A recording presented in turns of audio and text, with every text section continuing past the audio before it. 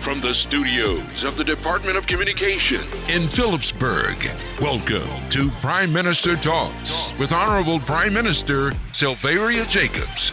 Good afternoon, St. Martin. Welcome to episode 4 of Prime Minister Talks. I'm Cedric Peterson alongside the Prime Minister of St. Martin, the Honorable Sylvia Jacobs. Good afternoon, PM.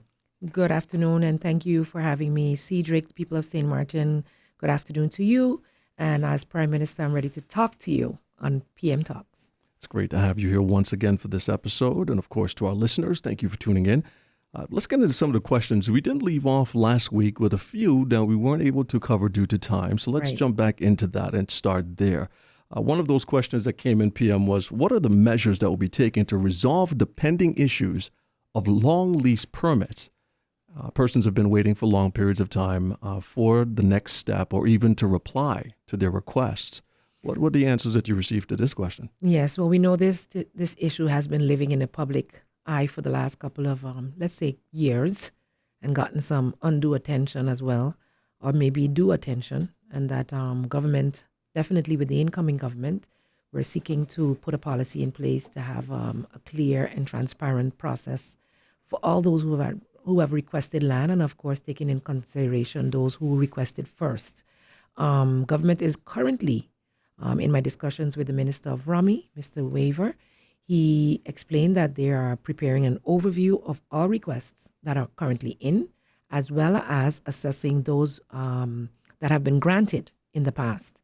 As you know, that the policy states that you should actually make use of this land within a certain amount of time.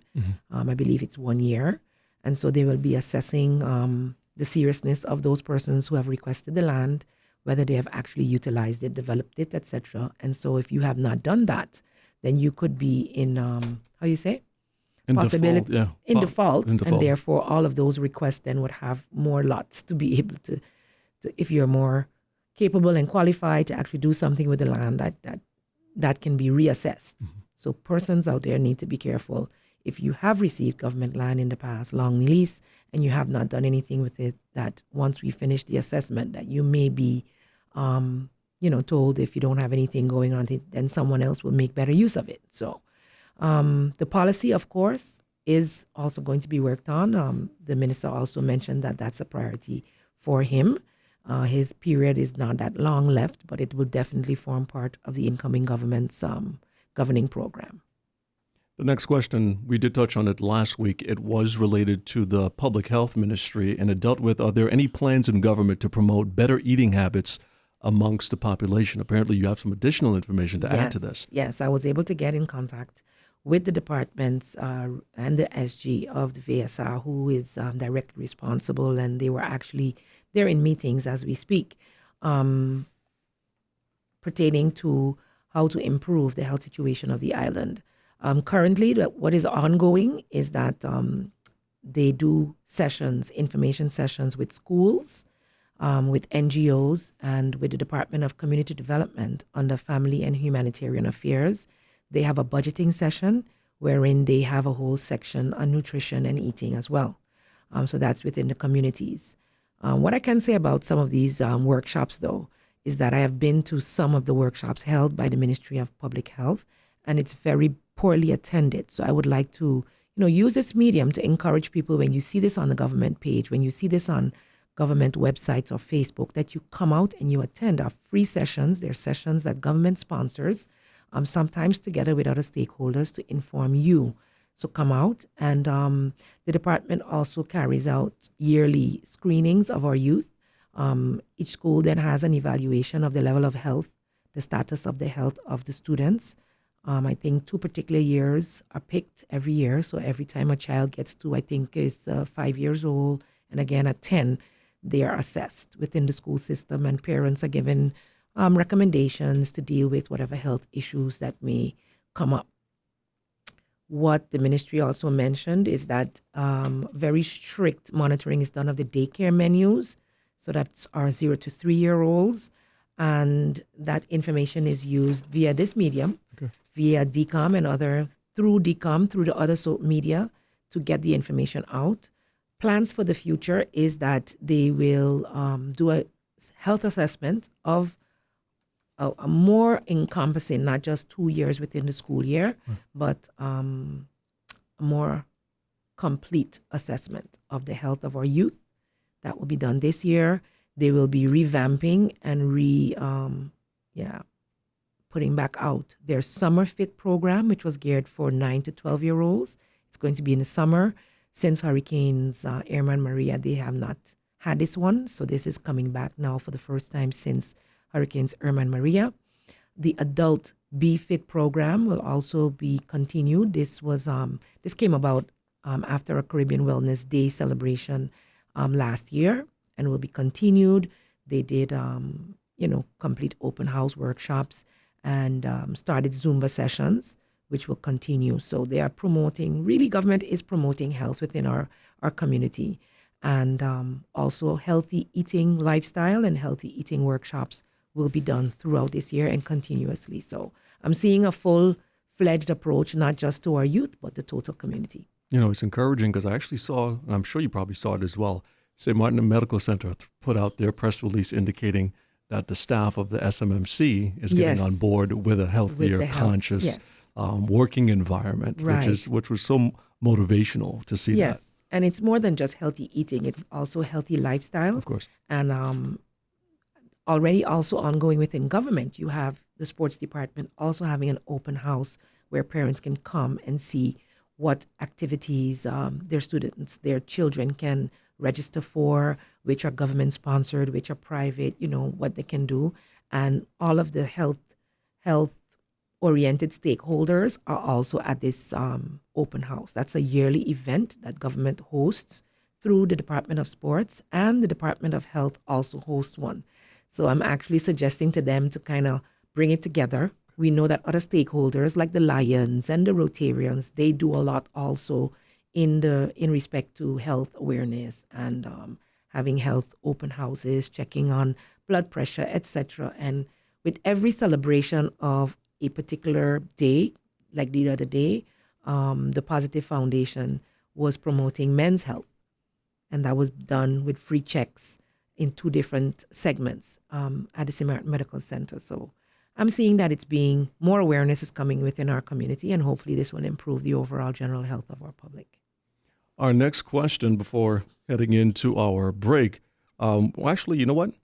Let's take the break. Let's go ahead and take that break. And when we get back, the Prime Minister is going to tackle the question concerning the diversifying of our economy. Yes. All right, so stay with us. You're listening to Prime Minister Talks right here on St. Martin Gov Radio 107.9. Stay tuned. Prime Minister Talks with Honorable Prime Minister Sylvaria Jacobs. Every day at the Civil Registry Department, we are confronted with at least one customer who did not pay attention to the expiration date of their passport, such as the Lockharts. To avoid this from happening to you and your family, we urge you to check the validity of your passport. If your passport is about to expire, please follow these simple steps to make an appointment. Visit appointments.stmartingov.org and follow the easy steps. All applicants must apply in person, last issued Dutch passport, 2 recent photos taken within 6 months. Minors must be present with legal guardians. Fee for adults, 210 guilders. Fee for minors, 150 guilders. Additional information can be requested. 4 weeks processing time. Your identity is your responsibility. Prime Minister Talks with Honorable Prime Minister Sylvaria Jacobs. Good afternoon, St. Martin. Thanks so much for tuning in and being with us here on Prime Minister Talks. We're going to jump into the next question that you posed to the PM's cabinet. Apart from tourism, what does the new government see as a second industry for our economy? Well, as I have said to you before, our governing program is still being worked out. It's going to be a coming together of 2 different parties, and one of the parties was actually in government before this one sat. So some of that governing program is part of their vision. We're actually putting that together right now. But what I can say, so that will be coming soon. Once that is out there, we can talk more about that. But I can say from government's perspective right now, I've had a discussion with the SG of Economic Affairs, Mr. DeWeaver, and he enlightened me as to some areas in which, besides tourism, and I can mention some other types of diversifying tourism itself is also part of it. They're looking at more education, medical, and sports tourism activities, bringing in workshops, bringing in big groups, etc., all through the year, as well as promoting the creative industries. So that in and of itself will create business, but also promote our culture. So it would be promoting cultural tourism as well. But besides that, which is all tourism, the Economic Affairs Department is looking at promoting marine and yachting industries. These are, really trending over the past few years, and St. Martin has a booming yachting industry. So finding ways to benefit from that and promote that. And I can say, as a former education minister, that we've seen that also as something to promote within education as ways of getting a lot of jobs. More hotel development, that again is still within tourism. Developing smart city for St. Martin, artificial intelligence, robotics, alternative energy, exploiting those as well. And something that was new to me, aerotropolis. So everything that has to do with aviation. Right. So setting up an aviation school, that type of thing. And logistics and distribution was seen as another way to diversify, as well as light manufacturing. So we put on a lot of shows here on St. Martin, and that's another, area to promote. And it is creative as well. Right. It's technology and creativity mixing. And I can say, as former Minister of Education, again, that I saw many, many requests coming in for people to do graphic designing. So I see that a lot of our creativity as a Caribbean people is now seen as a way to really make money and promote economic development. And you can travel the world and be, have your businesses every and anywhere. Exactly. So e-commerce is also something that I can say for sure the new government will be focused on, that with all the industries that we promote here, and agriculture, of course, people are seeing the need to go back to your basics, and organic, buying from outside is very, very expensive. So finding innovative ways to do agriculture within our small properties, and that in collaboration also with the Department of Family and Community Development. There was a project there that we would like to see continued in a sense of promoting family and community gardens. Okay. When will single-use plastic bags be banned? This is a hot-button issue that's been coming up even on the floor of Parliament. Yes. And I must say, before leaving the House of Parliament, I promoted in Parliament that we lead by example in advance of the legislation being passed, and actually lobbied with the Parliament to cut down on our own single-use plastic usage. So we did incorporate. Whilst waiting for that, I collected the bottles myself and took them to the recycling area there opposite the Carrefour that Meadowlands has.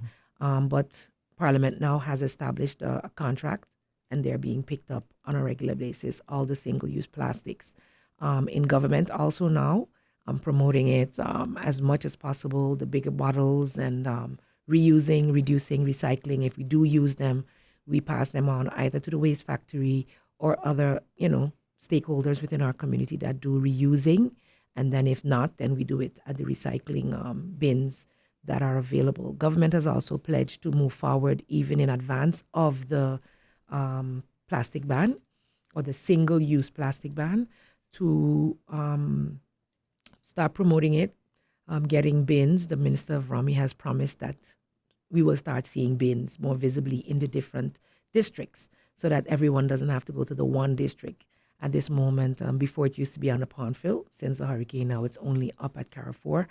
More and more vendors, I believe, who are in the waste management business are seeing the possibilities for new business, and that would mean less going to our landfill, and so they would still be able to benefit.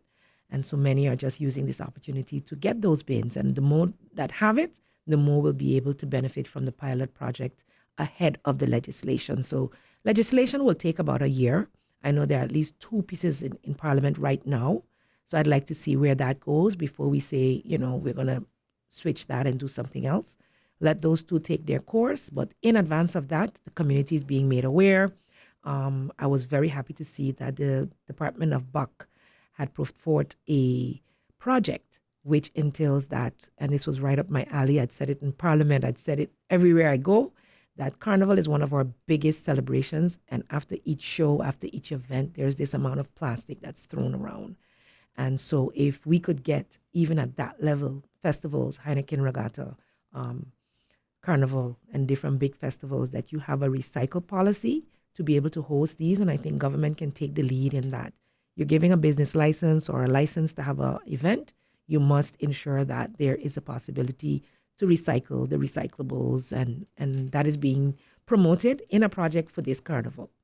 Cool to see that in the village itself, yes. right? So in the village, you will have the recycle bins, and the vendors are also getting the opportunity to use the paper straws and the other more environmentally friendly single-use items. So I'm very, very happy for government to collaborate with the other stakeholders in that. And we can do a lot in changing the way we behave as a people in advance of the law. When will our leaders create a law that enforces supermarkets and wholesalers to donate their food waste instead of throwing it away? First of all, let me give credit to the person who asked these questions, DJ Dirk-Jan Janssen. He is the founder of Freegan Foods Foundation. He, right now, without legislation being in place, collects waste food, and that doesn't mean spoiled food, just food that is not sellable. So the business will not sell it; they will throw it away. But it is edible, it is usable. Sometimes the packaging is broken or whatever. So he now has several, let's say, quote unquote, contracts with some businesses. If you go to his Facebook page, it's Freegan Food Foundation, you will see that you can already start doing that. So yes, we do not have the legislation yet. He has already sent me the legislation that exists within our region. And so as a government, we are looking at, for this next, we have 4 years finally, hopefully in stability, that we can get this legislation moving as well. But in advance of it, here you have stakeholders already ensuring that good food isn't wasted. There are many needy persons.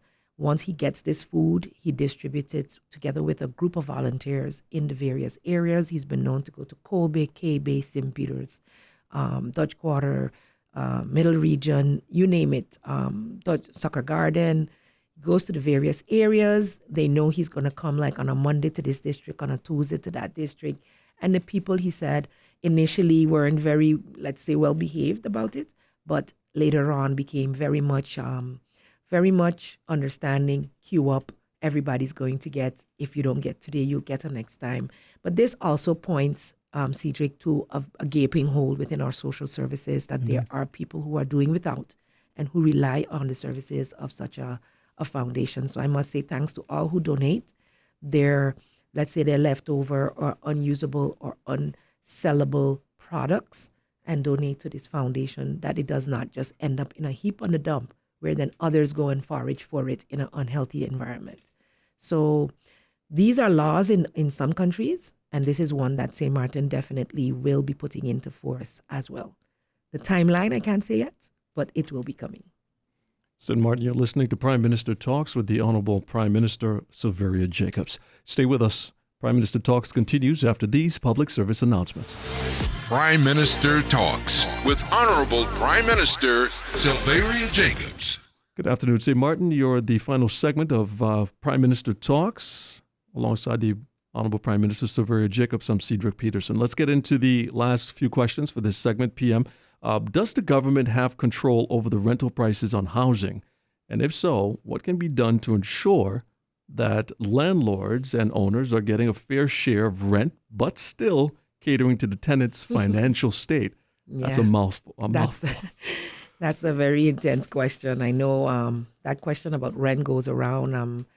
I think it's really burgeoned out of control. Mm-hmm. That we can say for sure. A lot of people also blame the banks for the really big mortgages that some of the people end up signing on to, and then needing to rent out a portion, et cetera, et cetera. So we're living in a very high cost of living era. St. Martin has become this high tourism area, and we're catering more to our visitors than to the living for everyday for us who live here. So it's negatively impacted us in that sense that everything becomes more expensive. There is a rent committee. I've been listening and hearing a lot about it being revamped, etc. But I haven't, in my short term, been able to assess what level or what status it is at right now. So this is one of the questions that I definitely need to do some more research on. I haven't been able to get a direct answer, just like how we deferred some last week. This is one that I will get more deeply into. But what I can share is my vision for it, and I would like to see that as a government that we definitely exercise more control over, like have a set amount that is for a one bedroom of this and that size with these amenities, that this would be the range that you should be able to ask for and no more. If we can establish those types of policies and uphold them. Because one thing about we like to talk about in St. Martin, we need a law for this and a law for that, but we have many, many laws which we are not enforcing. Right. So the first responsibility is by the person who is renting to complain. So I will ascertain, where the office is and ensure that gets out in there to the public in terms of where the office is, or what are their opening hours, or how you can contact them. Because in this digital age, of course, you can send a contact the same way I got these questions. So I'm going to do that in the next broadcast for sure. But for me, government's responsibility is to ensure affordability for what you are getting. So the consumer protection has also been brought up. So we look at it from a consumer protection and rent committee, which would legislate and or carry out policies that are within protecting and keeping both sides honest. Exactly. But even now, people have gone to court, have won cases either way, whether it was the landlord taking advantage or in some cases, the one who's renting not paying the rent. And then I understand it's quite difficult to get the person to leave sometimes based on, you sometimes need to go to court. So seems I like think the law a rent protects committee, the renter. Yeah.